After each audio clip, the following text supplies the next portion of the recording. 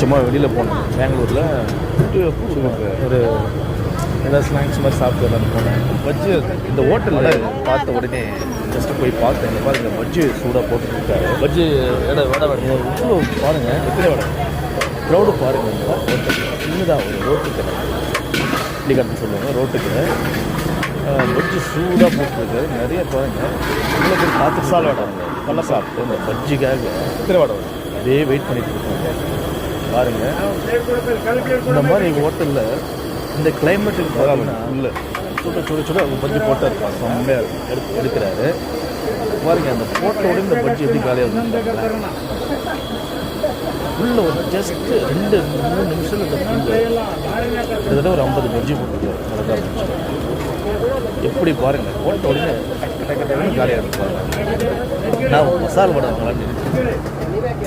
மசால் வடை இது போட்ட உடனே போடுறேன்னு தரேன்னு சொல்லியிருக்காங்க. நீங்கள் பாருங்கள், எத்தனை பேர் பாருங்கள், 3 பஜ்ஜி வாங்கிறாங்க. இந்த மாதிரி இந்த பஜ்ஜி போட்ட உடனே கலெக்ஷன் 3 நிமிஷத்தில் ஃபுல்லாக காலியாக போச்சு. ஃபுல்லாக அங்கே இருக்கிறவங்க அத்தனை பேர் காத்துட்ருக்காங்க. இது ஒரு க்ரௌடு. இவங்க போயிட்டு பிறகு இன்னொரு க்ரௌடு மசாலா வடை கேட்பாங்க. அது என்னென்னா அடுத்த வீடியோவில். இந்த மாதிரி கிளைமேட்டுக்கு இந்த மாதிரி இடத்துல வாங்கி சாப்பிட்றது ஒரு டைம் பாஸ் ஃபுட்டு இதில் சாப்பிட்லாம். வச்சு பாருங்கள், பஜ்ஜியே இல்லை, 50 பஜ்ஜி காலி மேலே கூட போட்டுக்கலாம். ஸோ அருமையான பிளேஸ் இது. நல்ல ஒரு ஹோட்டல், நல்ல வருமானம்.